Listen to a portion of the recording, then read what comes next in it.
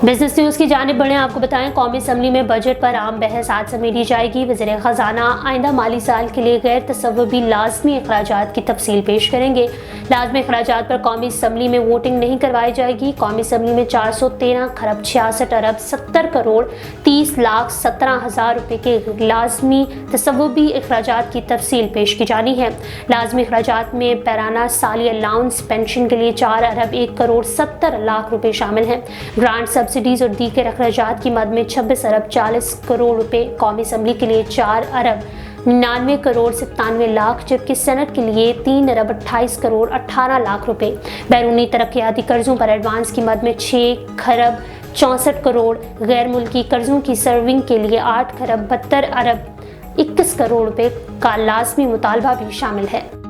बलूचिस्तान के आइंदा माली साल का बजट आज पेश किया जाएगा। सूबाई वज़ीर ख़जाना इंजीनियर मर्क खान शाम 4 बजे पेश करेंगे। ज़राए महकमा ख़जाना के मुताबिक NFC अवार्ड्स के तहत बलूचिस्तान का वफाक से आमदनी का मजमूई तखमीना 469 अरब रुपए होगा, जबकि NFC अवार्ड के तहत बराह रास्त मुंतकलियों की मद में 20 अरब 6 करोड़ रुपए मिलेंगे।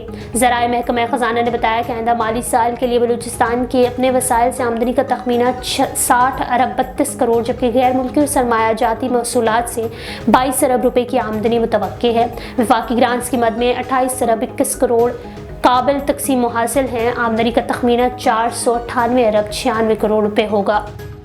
पाकिस्तान रेलवे ने शालीमार एक्सप्रेस के रूट को तब्दील कर दिया। रूट तब्दीली का नोटिफिकेशन आज जारी किया जाएगा। नोटिफिकेशन के मुताबिक शालीमार एक्सप्रेस अब 1 जुलाई से बरास्ता फैसलाबाद कराची जाएगी। ज़राए का कहना है कि खसारे में चलने वाली शालीमार एक्सप्रेस के रूट में तब्दीली की गई है।